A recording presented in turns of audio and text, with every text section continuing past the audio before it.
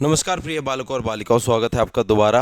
पिछली क्लास में हमने ख़त्म किया था डिमांड का पार्ट 2। आज हम फिनिश कर देंगे डिमांड पूरी, जिसका लास्ट पार्ट बचा है जो कि होता है इलास्टिसिटी ऑफ डिमांड। इलास्टिसिटी मतलब खिंचाव, कितना खींच सकते हो भाई एक चीज़ को। टूट ही जाएगा ना, लिमिट पार हो जाएगी तो इतना खींचोगे इतना खींचोगे इतना खींचोगे, फटाक देसी फट जाएगा। ठीक है, तो इलास्टिसिटी मतलब कि कितना चेंज आ रहा है, कितनी डिग्री ऑफ रिस्पॉन्सिवनेस है एक चीज़ में, कि आप उसको कितना खींच सकते हो, कितना चला सकते हो। ठीक है, लिमिट में। ठीक है, लिमिट पार हो गई तो रस्सी टूट जाएगी। साफ से तो चलिए शुरू करते हैं।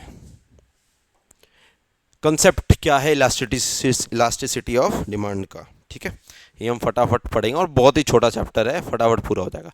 इलास्टिसिटी ऑफ मैंने क्या, थोड़ी जीव ऐसे हो जाती है। ठीक है, तो मैं धीरे धीरे पढ़ूंगा। Elasticity of demand refers to the percentage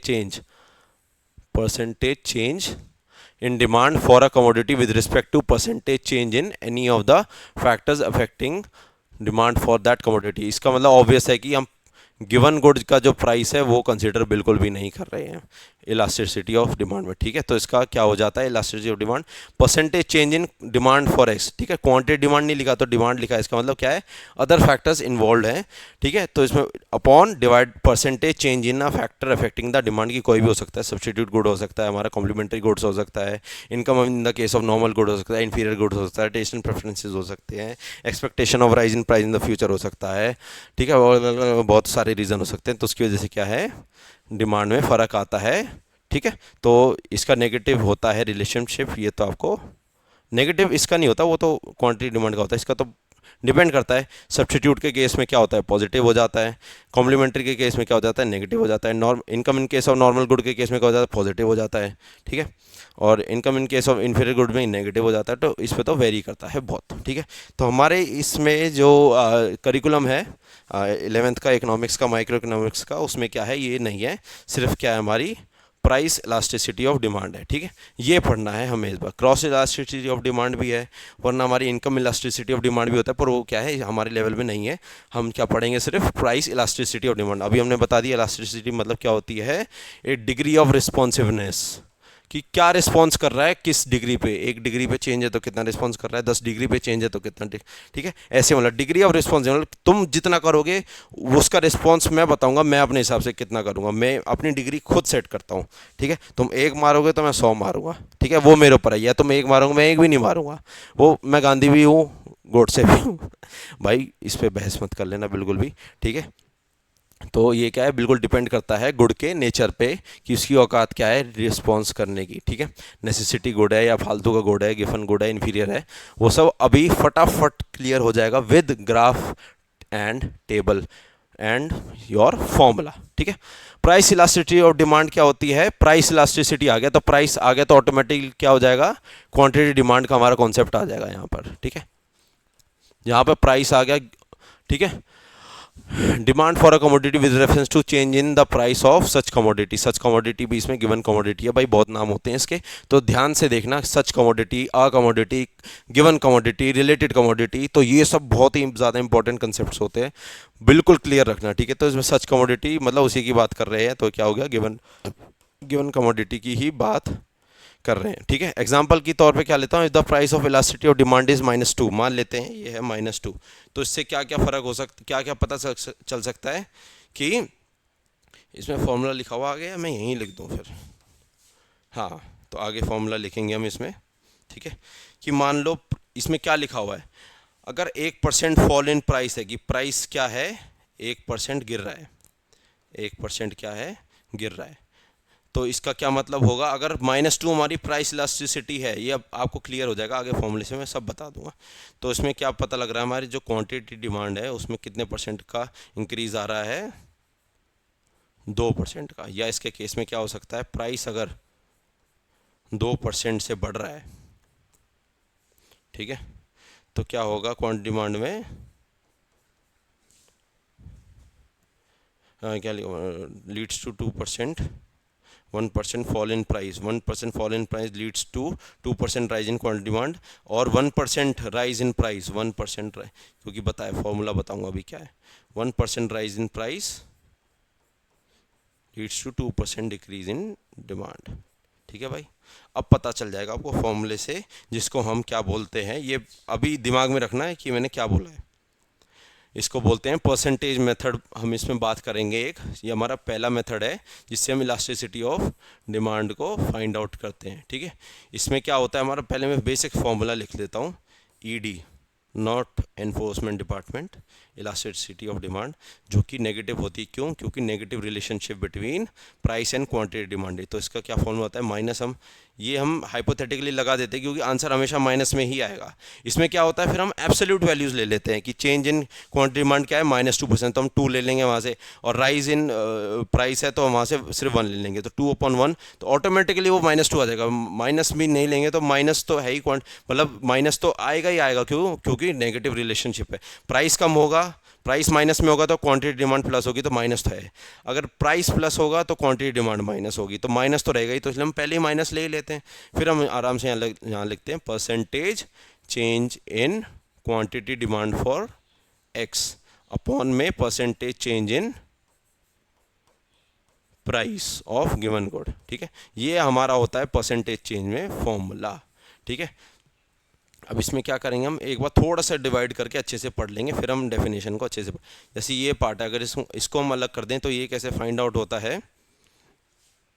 ये percentage change in quantity demand कैसे फाइंड आउट होता है, एक तरह से कि चेंज इन क्वांटिटी डिमांड कितना आया है, चेंज इन क्वांटिटी डिमांड मतलब यूनिट्स में कितना आया है, अपॉन इनिशियल क्वांटिटी जो हमारी ओरिजिनल होती है, ठीक है, इनटू 100।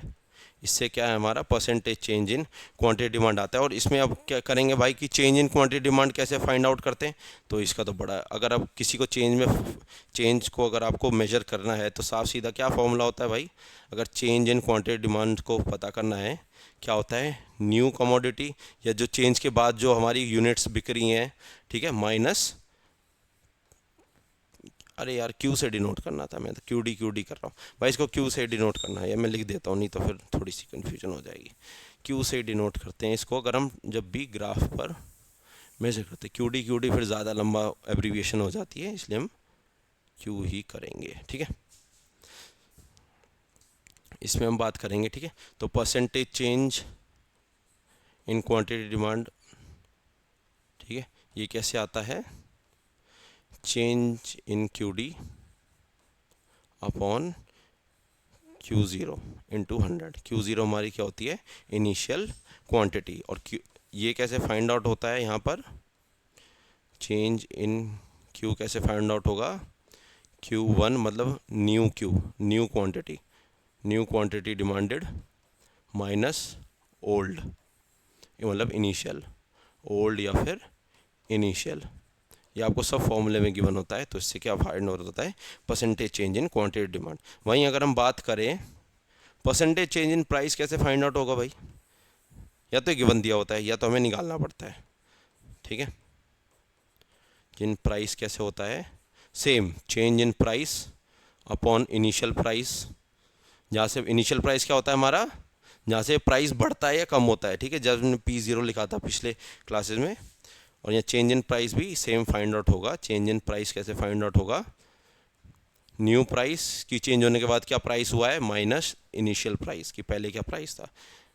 अब इसमें P1 नेगेटिव भी हो सकता है और पॉजिटिव भी हो सकता है, ये आपको मैथ्स थोड़ी सी तो करनी पड़ेगी यहाँ पर। ठीक है, बाकी हम न्यूमेरिकल्स में बाद में करेंगे जब एग्जाम्स वगैरह आएंगे, अभी तो बस बेसिक कॉन्सेप्ट्स की क्लास चल रही है। तो ये आपका, अब इसका स्क्रीनशॉट ले सकते हो, अब हम पढ़ेंगे आराम से। According to this method elasticity is measure to the ratio of percentage change, percentage change का रेशियो है, ठीक है, परसेंटेज है यहाँ पर हमारी पहले से, in the quantity demanded to percentage change in price. To जहाँ पर आ गया, टू आ गया मतलब ये क्या है, निचला हिस्सा है, ये नीचे आता है हमेशा डिवीजन पार्ट के, और इससे पहले का क्या आएगा, ऊपर, न्यूमरेटर जिसको बोलते हैं। टू के बाद जो भी आ गया वो क्या हो जाएगा, हमारा डिनोमिनेटर। ठीक है, ये थोड़ा सा जिसको मैथ्स में कन्फ्यूजन होती है उसके लिए मैंने बता दिया है। अब बाई प्रोपोर्शनेट मेथड आपने फाइंड आउट तो कर लिए थे पीछे, जो यूनिट्स थी चेंज इन ये new P, new Q, initial P, initial Q. तो इसमें क्या होता है, ये इसमें कैसे फाइंड आउट होता है, ये भी बड़ा बेसिक है। सबसे पहले तो माइनस लगा दो, क्योंकि भाई इनवर्स रिलेशनशिप तो आई, तो यहाँ पर क्या करो, change in Q upon change in P, जो हमने फाइंड आउट करा था, कैसे करा था ये P1 माइनस पी ज़ीरो, कैसे करा था, P1 माइनस P0, और इसको कैसे करा था हमने, Q1 माइनस Q0, ठीक है। तो ये multiplied by P by Q, इसमें ये दोनों क्वांटिटीज़ क्या है, P0 बाय P, वो भी लिख सकते हो। अब ये क्या है, दोनों हमारी initial quantities, initial quantities and prices, मतलब P0 एंड Q0, ठीक है भाई। ये मैंने येलो से गलत लिख दिया, पर मैं बता रहा हूँ कि यही है, ठीक है। The coefficient of price elasticity of demand is always negative. अभी मैंने क्या बोला था, ऑलवेज नेगेटिव रहेगा। क्यों रहेगा, because of the inverse relationship between price and quantity demanded. ये तो भाई मैं 1 लाख बार बोल चुका हूँ कम से कम, अब बार बार नहीं बोल रहा, लिख लिया इसलिए पहली रेड पॉइंट से मैंने, ठीक है। अब भाई डिग्रीज पढ़ते हैं कि किसकी कितनी डिग्री है, किसकी कितनी हैसियत है गुड की, कि वो प्राइस चेंज को इफेक्ट कर सकता है, ठीक है। सबसे पहले पढ़ेंगे हम परफेक्टली इलास्टिक डिमांड, ठीक है। इसमें सब में हम क्या करेंगे, फटाफट फटाफट ग्राफ बनाएंगे बिना किसी लेबलिंग के। ये हमारा ग्राफ हो गया, ठीक है। इसमें बस यही प्राइस कॉमन, ये प्राइस होता है, यहाँ आपका क्वांटिटी डिमांडेड ऑफ एक्स, बस ये लिखेंगे। अब हम शुरू कर देंगे। इसमें क्या लिखा है, when there is an infinite demand at a particular price, particular price मतलब प्राइस चेंज नहीं होगा, become zero with a slight rise in price, then demand for such a commodity is said to be perfectly elastic. When the infinite demand क्या है, infinite at a particular price। भाई ये price है हमारा, इस पे क्या है, प्राइस क्या है, कांस्टेंट है, प्राइस नहीं बढ़ेगा, ठीक है, प्राइस नहीं बढ़ेगा बिल्कुल भी। क्वांटिटी डिमांड क्या है, इस पे ऊपर नीचे हो सकती है। ये हमारी Q हो सकती है, Q1 हो सकता है, ये Q2 हो सकता है, कहीं तक भी हो सकता है। तो प्राइस इसमें क्या है, कांस्टेंट रहता है। तो क्या हो गया, when there is an infinite demand, demand क्या है, कुछ भी हो सकती है। इनफाइनाइट मतलब माइनस में कहीं भी, प्लस में कहीं भी, पर क्या है, पर्टिकुलर प्राइस रहेगा, प्राइस क्या है, सेम रहेगा। And demand become zero with a slight rise in price की। अगर उसमें हल्का सा भी चेंज आया ना प्राइस में, हल्का सा भी, कि तुमने 10 रुपये का 10.5 रुपये भी कर दिया ना, तो हम उसकी डिमांड कम कर देंगे, डिमांड जीरो ही कर देंगे इनफैक्ट, ठीक है। इसमें स्पेशली लिख रखा है zero with a slight rise, कुछ भी हल्का सा राइज हुआ प्राइस में ऊपर नीचे, भाई दुनिया खत्म कर देंगे, ठीक है। That demand for such a commodity set to be perfectly elastic, ठीक है। इसका टेबुलर रिप्रेजेंटेशन भी मैं बता देता हूँ। जैसे ये प्राइस है, ये क्वांटिटी डिमांड फॉर एक्स है, इसमें क्या है, प्राइस हमारा 10 है तो भी डिमांड क्या है 100, यहाँ पे 10 है तो भी डिमांड क्या है 200, यहाँ पे 10 है तब भी डिमांड क्या है 300 हो सकती है, ठीक है।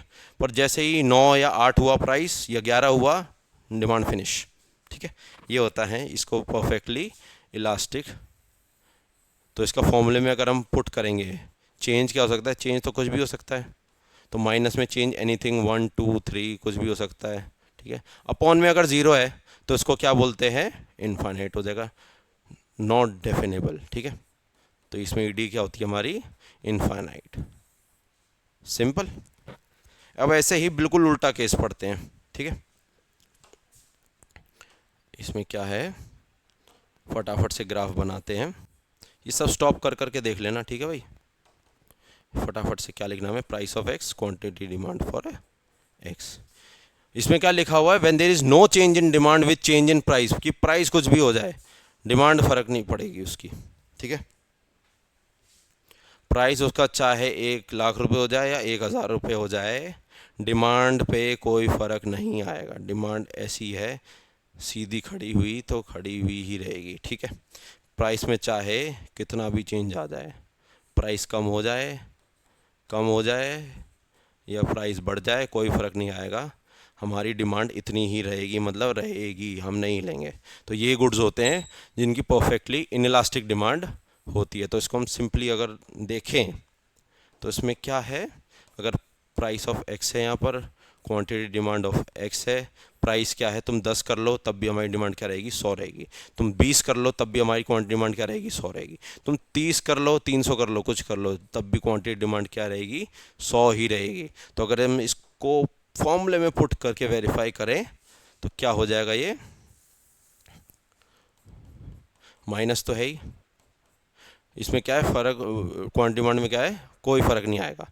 तो 1 अगर हम यहाँ कुछ भी करें, 100 करें, कुछ भी करें, अपॉन में प्राइस में क्या है चेंज आता रहेगा, 1 2 3, पर इसमें क्या है चेंज, चेंज क्या है ज़ीरो होगा। तो ज़ीरो अपॉन समथिंग क्या होता है, ज़ीरो। तो यहाँ पे ईडी हमारी क्या हो जाएगी, माइनस है तो क्या फ़र्क पड़ता है, ज़ीरो तो ज़ीरो होता है। तो ईडी हमारी क्या हो जाएगी, ज़ीरो। ठीक है, समझ में आ गया, बड़ी ही सुंदरता से समझाया मैंने, इससे अच्छा कोई समझा नहीं सकता।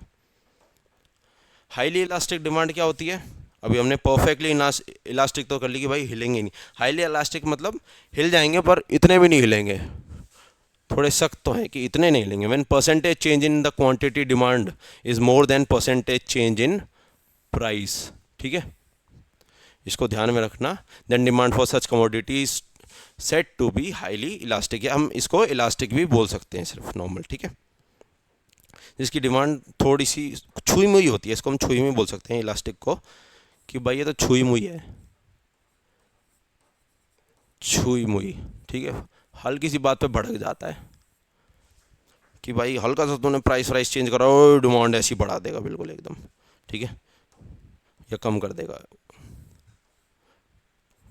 ठीक है, प्राइस ऑफ एक्स या क्वांटिटी डिमांड फॉर एक्स, इसका मतलब मैं क्या कहना चाह रहा हूँ, मान लो ये प्राइस ऑफ एक्स है, क्वांटिटी डिमांड फॉर एक्स है।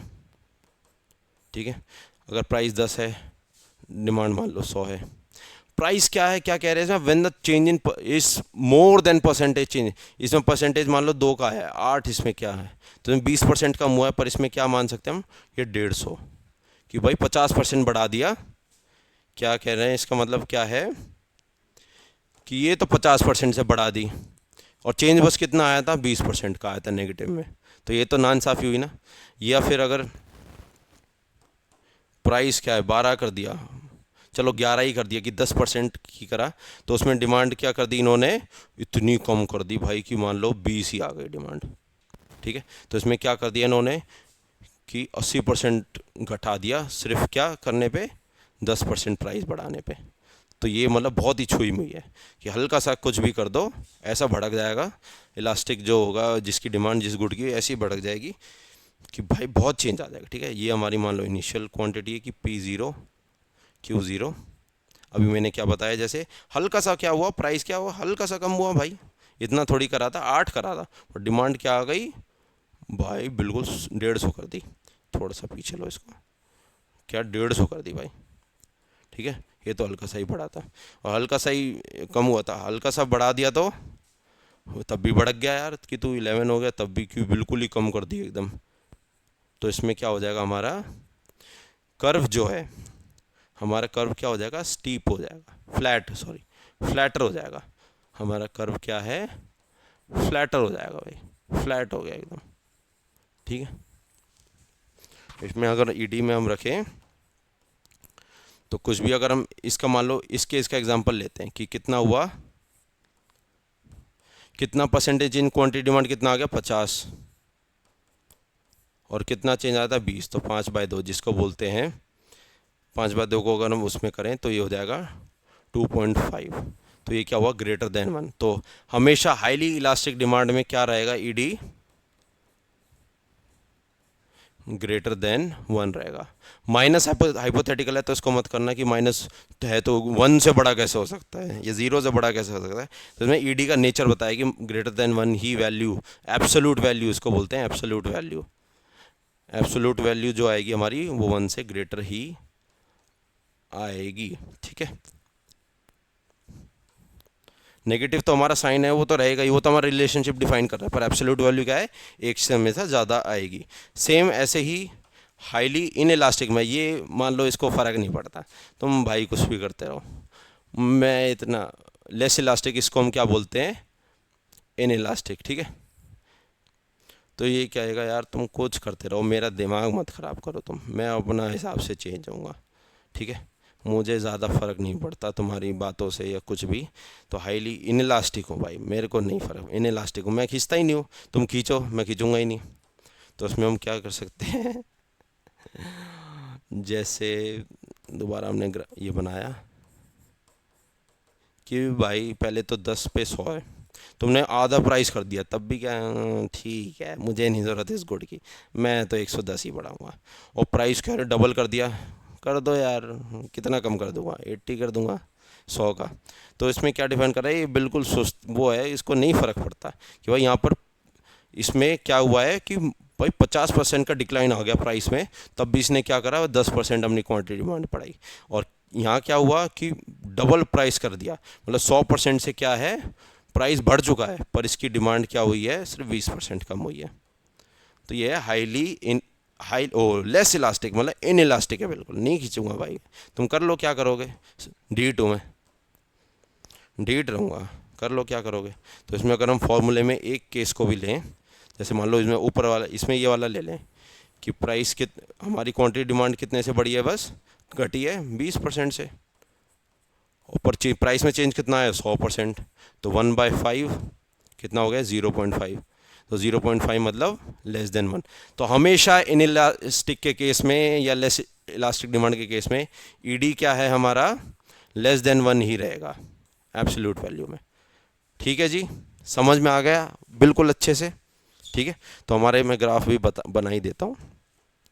ये हमारा इनिशियल Q0 P0, इसमें क्या करा था हमने कि भाई प्राइस कितना हो गया, 10 से 5 हो गया, पर डिमांड में क्या है, हल्का सा फर्क आया। प्राइस डबल कर दिया हमने, प्राइस इतना बढ़ा दिया, और डिमांड में तब भी क्या आया, कम आ गया। तो इसमें क्या है, कर्व क्या है, ये हो जाएगा, डिमांड कर्व क्या है, स्टीप हो जाएगा, बहुत ज़्यादा स्टीपर इन इलास्टिक के केस में। ठीक है, लास्ट हमारा बच गया यूनिटरी इलास्टिक। यूनिटरी भाई ना मैं ज़्यादा रिएक्ट करूँगा ना मैं ज़्यादा इग्नोर करूँगा, तो मेरा तो भाई साफ सीधा फंडा है, जैसे को तैसा, एकदम इक्वलाइज़र, कि अगर प्राइस में तुम आधा चेंज करोगे, 5 कर दोगे, तो मैं 150 कर दूंगा। अगर तुम प्राइस को डबल कर दोगे तो मैं इसकी डिमांड 0 तो नहीं करेंगे हम, चलो अगर तुम ये 5 है इधर, ठीक है, अगर तुम क्या है इसको 12 कर दोगे प्राइस को, तो भी मैं क्या है 20-80 कर दूंगा। तुम मेरे साथ खेलो, मैं तुम्हारे साथ वही गेम खेलूंगा। तुम एक मारोगे तो भी मैं एक ही मारूंगा, दो नहीं मारूंगा, चिंता मत करो। यहाँ पे क्या हुआ, 50% कम करा, 50% यहाँ क्या बढ़ा दिया। यहाँ पर क्या करा, 20% बढ़ाया, यहाँ पे क्या है 20% कम कर दिया। ये चलता है बिल्कुल हिसाब किताब करके, बैलेंस करके चलूँगा मैं, नहीं भावुक नहीं होता मैं बिल्कुल। अगर ये 0 है Q0, अगर क्या होगा, तुम प्राइस इतना बढ़ाओगे तो मैं भी इतनी ही कम करूँगा, अगर प्राइस कम करोगे तो मैं इतना ही बढ़ाऊँगा, तो मेरा क्या है बिल्कुल स्ट्रेट लाइन जाती है। और इसमें बताऊँगा इसमें क्या होता है, एक बार मैं ये बता दूँ ज़रा। इसमें केस में हम लेंगे, कोई भी केस ले लेंगे इसमें, तो ये वाला केस ले लेंगे तो 50/50, ये वाला केस ले लेंगे तो 20/20। तो इसमें क्या है, ईडी हमारा क्या होता है, =1 होता है। ठीक है, और इसमें ये जो एरिया होता है हमारा, किसी भी हम अगर हम किसी भी कॉम्बिनेशन को उठा लें, किसी भी पॉइंट को उठा लें, उसके अंदर क्या है एरिया, अब ये हो गया, या इसको उठा लें, इसके अंदर का ये एरिया, ये क्या है इक्वल होगा, जिसको हम क्या बोलते हैं, रेक्टेंगुलर हाइपरबोला। ठीक है भाई, अब factors affecting elasticity of demand. ठीक है, इसमें जैसे फैक्टर्स अफेक्टिंग डिमांड था, ऐसे ही इलास्टिसिटी ऑफ डिमांड है। ठीक है, नेचर ऑफ द कमोडिटी, अगर भाई डिमांड किसी चीज़ की, अभी मैंने बताया था इलास्टिक होगी,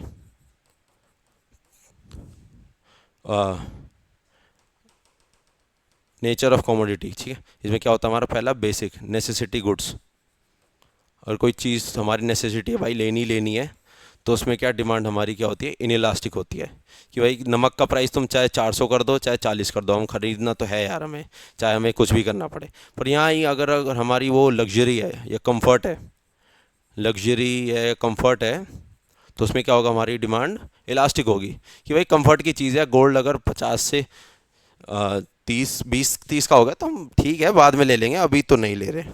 ठीक है, तो ऐसे हो जाता है। अवेलेबिलिटी ऑफ सब्स्टिट्यूट, अगर भाई किसी चीज़ की सब्स्टिट्यूट अवेलेबल है, जैसे मान लो कोक के लिए क्या बैठा है, पेप्सी बैठा है, कोक कोक के प्राइस में चेंज आते ही क्या हो जाएगी, demand of Coke highly elastic हो जाएगी कि ये अगर 40 से पेप्सी क्या हो गई 35 हो गई तो कोक की डिमांड ऐसी गिरेगी जब कंपनी लॉस में आ जाएगी। पर अगर यही 40 से 45 की हो गई पेप्सी तो कोक की ऐसी स्टॉक्स बढ़ेंगे, ऐसी डिमांड बढ़ जाएगी, इतने ज़्यादा प्रॉफिट हो जाएगा जिसकी हद नहीं हो गई। इनकम लेवल है। अब इनकम लेवल पे क्या होता है, इनकम लेवल हमारा क्या डिसाइड करता है कि हम नॉर्मल गुड लेते हैं, इन्फीरियर गुड लेते हैं, ठीक है। अगर हमारी इनकम ज़्यादा है, अगर हमारी इनकम रियल इनकम जो होती है, जो रियल इनकम जो होती है हमारी, अगर वो ज़्यादा है तो क्या है, हमारी गुड्स के लिए, नॉर्मल गुड्स के लिए जो इलास्टिसिटी होगी वो क्या होगी, ज़्यादा। इलास्टिसिटी क्या होगी, ग्रेटर देन 1, कि भाई काफ़ी फ़र्क पड़ जाएगा। अगर हमारी रियल इनकम कम हो जाती है तो हम बहुत ज़्यादा फ़र्क पड़ जाएगा कि हम खर्च करना चीज़ों पे कम कर देंगे जिस पे हमारा बहुत सारा एक्सपेंडिचर जाता है, काफ़ी ज़्यादा एक्सपेंडिचर जाता है। तो यार फिर हम सोचेंगे ना, अगर हमारी इनकम कम हो जाएगी तो हमारी उसकी डिमांड क्या हो जाएगी, इलास्टिक हो जाएगी। पर अगर छोटे मोटे खर्चे हैं, नमक पानी माचिस की तिल्ली, यार इस पर कितनी कम हो जाए कितनी बढ़ जाए हम खरीद देंगे उतना ही, तो उसकी क्या डिमांड हो जाती है, इन इलास्टिक हो जाती है, ठीक है। लेवल ऑफ प्राइस, इसका मैं देख लेता हूँ कि लिखा क्या हुआ है, नहीं तो फिर मैं कभी कुछ गलत पढ़ा दूँ, ठीक है। लेवल ऑफ प्राइस में क्या लिखा है, हाँ सेम पॉइंट है नेचर ऑफ कमोडिटी की तरह, कि लग्जरी गुड है, एक कंफर्टेबल गुड है तो उसकी क्या हो जाएगी, हाईली इलास्टिक। कि भाई हल्का सा तुम एक सोफ़ा महंगा कर दो, लग्जरी वाला झूमर होते हैं उसको 1 लाख 2 लाख का प्राइस बढ़ा दो बेफालतू में दिवाली सीजन में, अरे भाई बाद में ले लेंगे। ऐसे ही हमारा चीज़ होती है पोस्टपोनमेंट ऑफ कंजम्पशन। अगर हम किस चीज़ को इस हालत में कि किसी भी गुड को हम पोस्टपोन करने के चक्कर में है कि नहीं यार एसी अगले साल ले लेंगे, तो उसकी डिमांड क्या हो जाती है, ऑटोमेटिकली इलास्टिक। कि अभी पैसा नहीं है तो हम लेंगे नहीं, अगर आ गया तो भाई ले लेंगे, नहीं आया तो भाई हम अगले सीज़न लेंगे। तो इतनी इलास्टिक हो जाती है कि 1 साल बढ़ा देती है। अब नंबर ऑफ़ यूजेज है, जैसे इलेक्ट्रिसिटी है, इलेक्ट्रिसिटी के क्या हैं, बहुत सारे यूजेज हैं, तो उसकी क्या है, इलास्टिसिटी हाईली इलास्टिक होती है भाई। कि यार महंग इलेक्ट्रिसिटी अगर सस्ती होगी, दे एसी दे गीज़र, पता नहीं गर्मियों में चलाएंगे गीज़र चलाएंगे, सर्दियों में एसी चलाएंगे, कि बिजली तो सस्ती है ना, 200 यूनिट फ्री तो है चलाओ। अब भाई यहीं अगर 200 यूनिट वो कैंसिल हो जाते तो डिमांड क्या हो जाती है, हाईली इलास्टिक। पर अगर कोई फ़र्क नहीं पड़ता, इलेक्ट्रिसिटी इतनी सस्ती ऑल्टरनेटिव हो जाता है तो काफ़ी ज़्यादा इलास्टिक ही रहती है इनकी, ठीक है। कि अगर प्राइस कितना यूनिट पर यूनिट कम हो गया तो इतनी ज़्यादा यूसेज बढ़ा देंगे, हर चीज़ में इलेक्ट्रिसिटी यूज़ करेंगे, और अगर वहीं अगर प्राइस बढ़ा दियो तो इतना कटौती कर देंगे जिसकी हद से मार के बात ही नहीं है।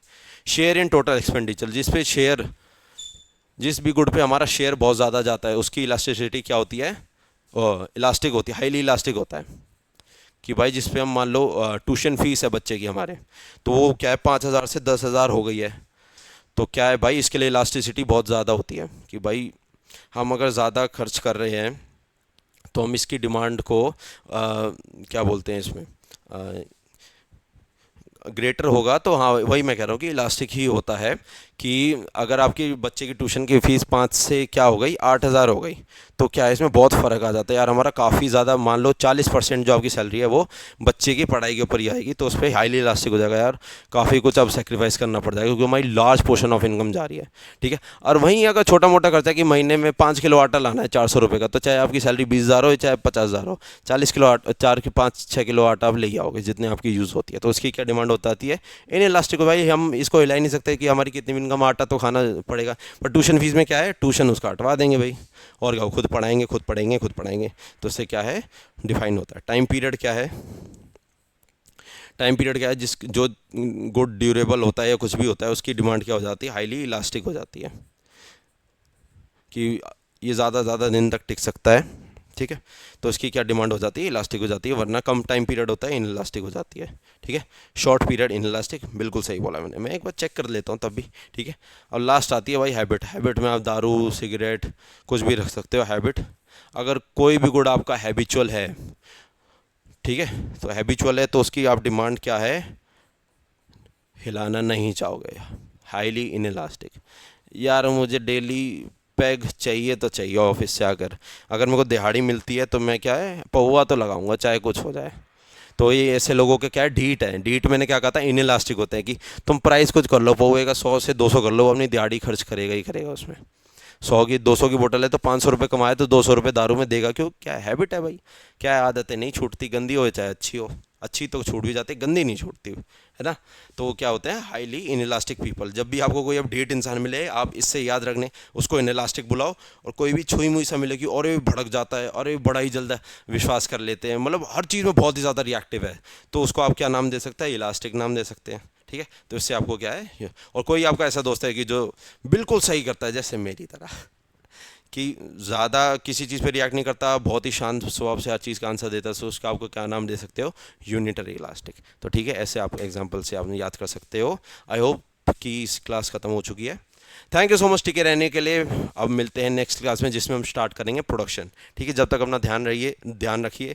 डिमांड हो चुकी है पूरी, नोट्स पीडीएफ में होंगे, सब चीज़ है, फ्री है एकदम, नोट्स है, पढ़ते रहो। बस क्लास में क्या समझते रहो। ठीक है, ओके, मिलते हैं नेक्स्ट क्लास में, बाय।